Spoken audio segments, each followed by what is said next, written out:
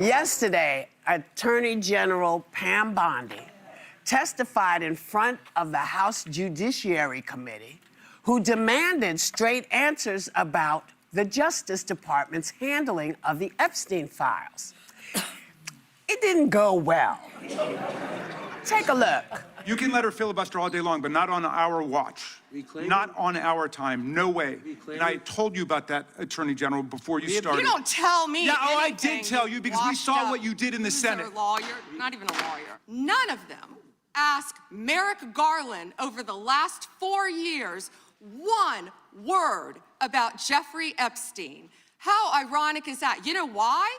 Because Donald Trump, the Dow right now is over, the Dow is over $50,000. I don't know why you're laughing. There was one redaction out of over 4,700, and we invited you in. This guy has Trump derangement syndrome. He needs to get, you're a failed politician. Yeah. Was the president aware of Secretary Lutnick's ties to Epstein when he chose him to lead the Department of Commerce? Shame on you. Oh, for goodness sakes, this is pathetic. This is not a game, Secretary. I'm Attorney General. My apologies, I couldn't tell.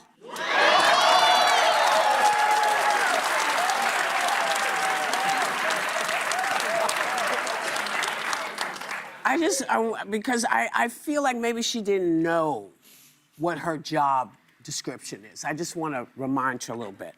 She's to represent the U.S. in legal matters, supervise the DOJ, advice on legal matters to the president.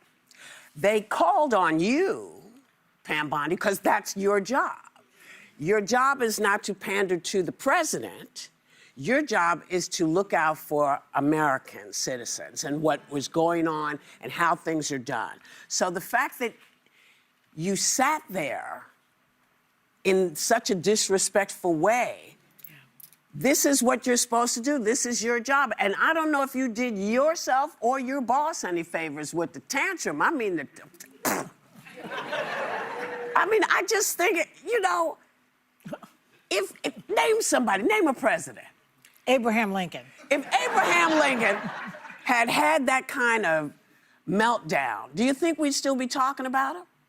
If Obama had a meltdown like that. Obama was not allowed. Well, how does this work now? Does no one do their job? No one knows how to do it? The Dow Jones is up 50. You know what makes me saddest about all of this? Is she talked about the monster who harmed those women, and she never turned around and made eye contact with there's them. a picture. There's a particular picture. We have that? No, we have the clip. Look at that. Yeah. I mean, that basically tells you everything you need to know about her. Yeah, but you know what? Let's put Yeah. that picture and what happened in context. Yes. Because I've known Pam Bondi for many years.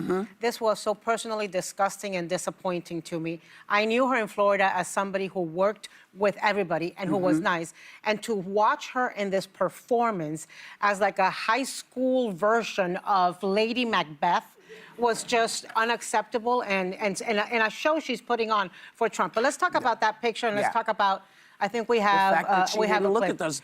A congresswoman asked the Epstein survivors who were sitting there, there were 6 of them, and there were also family members of Virginia Giuffre who were there, to stand up and raise their hands if they had ever contacted DOJ and offered to be interviewed or give testimony. Or if the DOJ ever it was 2 said different to questions. them. Yes. First, did you ever contact DOJ and offer to give testimony? All of them raised their hands.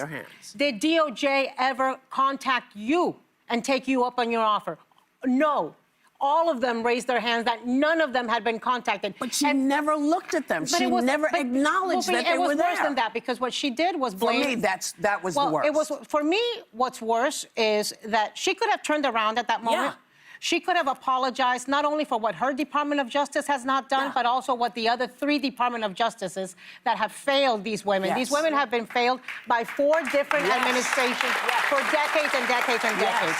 But she is the one sitting there right now as Attorney General. So you can't blame it on Merrick Garland. And the very least she could have done is turn around and say, you know what? I'm sorry we haven't contacted you. You can be at the DOJ this afternoon, and we will be contacting you. And the other thing she said, which was horrific is that she got asked about Ghislaine Maxwell, who is a monster, who was a co-conspirator of Jeffrey Epstein, who was part and parcel of all the horrible things that happened to these women, these survivors, and who got transferred to what they call Club Fed. Right. A country club prison. They even gave her a puppy. She said Bondi said she had no idea that this had been done by the Bureau of Prisons. Girl, the Bureau of Prisons works for you. Yeah. Well, that's the point. I mean, that's the point. right?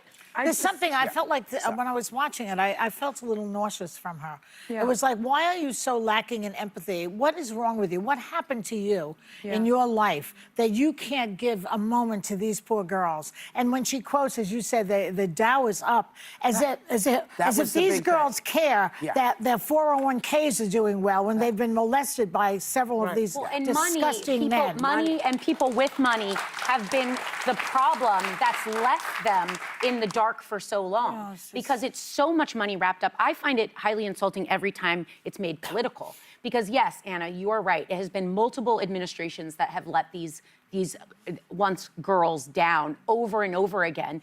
But as we sit here and look at them sitting in these courtrooms and people are going, well, what about Merrick Garland? But what about this? What you guys just want Trump to be in the file. Stop making it Republican and Democrat. This is about right and wrong. Right. This was a crime.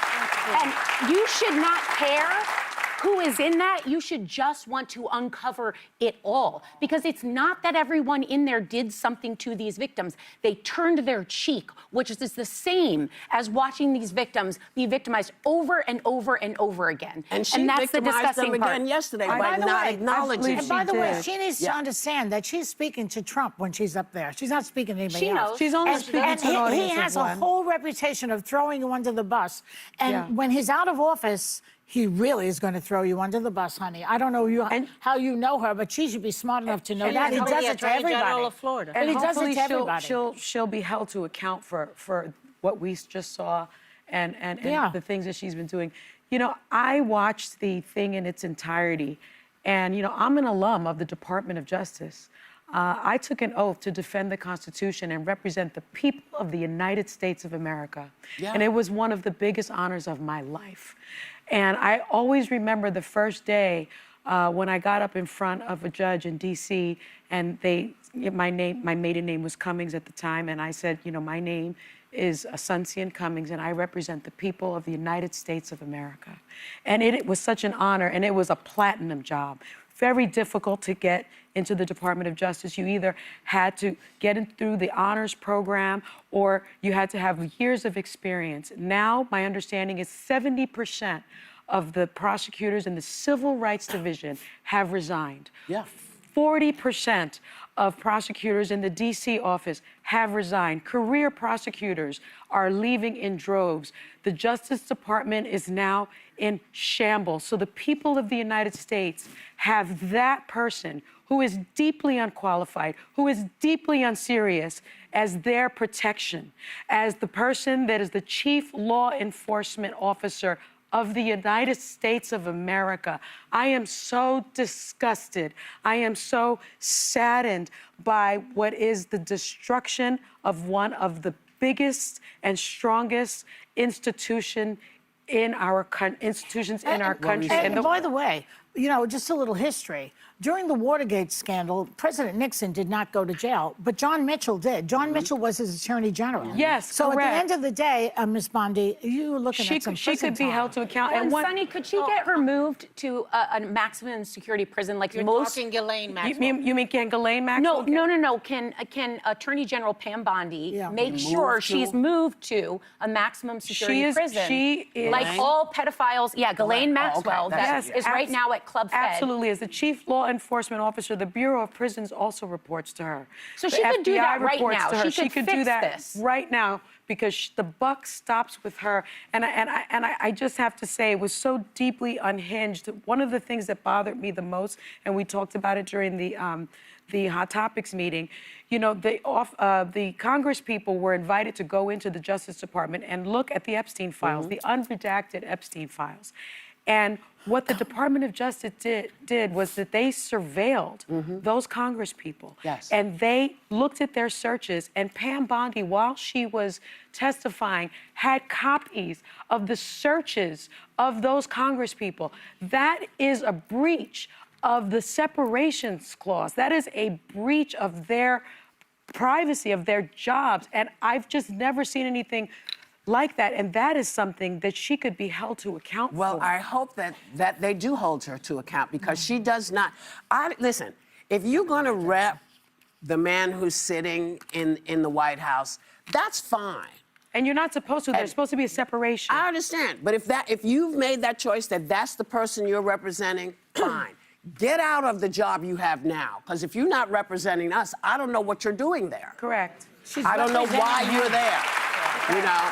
And, I mean, you looking at people's searches? Why would you do that? Because you want to piss people off. But you know what? What you're really doing is annoying people. And when you annoy people, that's when they get mad. That's when they said, enough is enough.